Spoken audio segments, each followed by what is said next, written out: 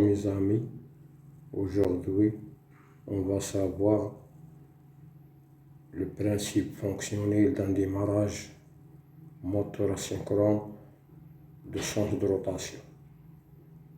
On va savoir le schéma de puissance, le démarrage d'un moteur asynchrone de sens de rotation se compose des éléments suivants.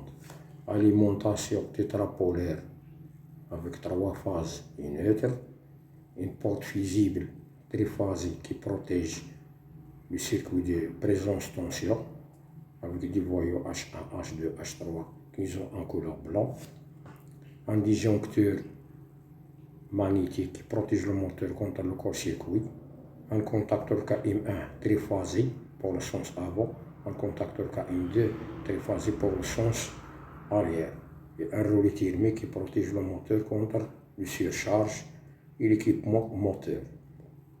C'est ça, mes amis, le schéma du circuit de puissance. On répète, le circuit du schéma de puissance se compose des éléments suivants. Alimentation tétrapolaire, 3 phases plus neutre. Alimentation tétrapolaire, 3 phases plus neutre.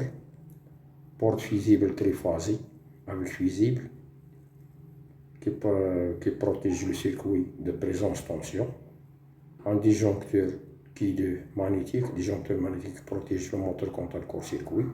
Un contacteur KM1 pour le sens avant et un contacteur KM2 pour le sens arrière, avec relais thermique qui protège le moteur contre le surcharge et le moteur à cage. Pour le circuit de commande, on va savoir le schéma du circuit de commande se compose des éléments suivants.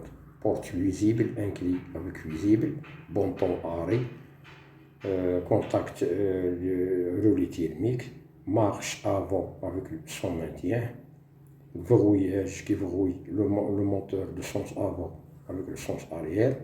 Il y a un verrouillage électrique et un verrouillage mécanique, la bobine de KM1. Et pour le sens arrière se compose de marche, le maintien, le verrouillage de KM1 et la bobine.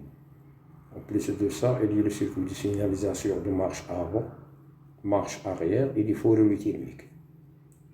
On commence notre test fonctionnel.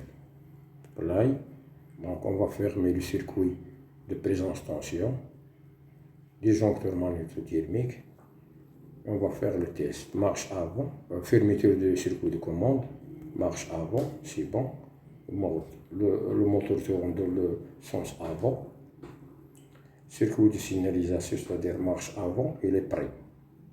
On va faire l'arrêt S1, donc stop de marche avant. On va faire le démarrage de marche arrière. C'est bon. Le circuit de signalisation, il est OK. H2 est allumé. Donc on va faire un défaut thermique. Le défaut thermique, il est prêt. Donc la lampe de signalisation, défaut thermique. Il y a un couleur rouge. C'est ça, mes amis, le test fonctionnel d'un moteur asynchrone de sens de rotation. On va faire l'acquittement de défaut. On va faire le démarrage. Marche avant, c'est bon. Arrêt. On va faire la marche arrière. C'est ça, mes amis, l'explication d'un démarrage à 200 de rotation pour un moteur asynchrone. Au revoir, à la prochaine.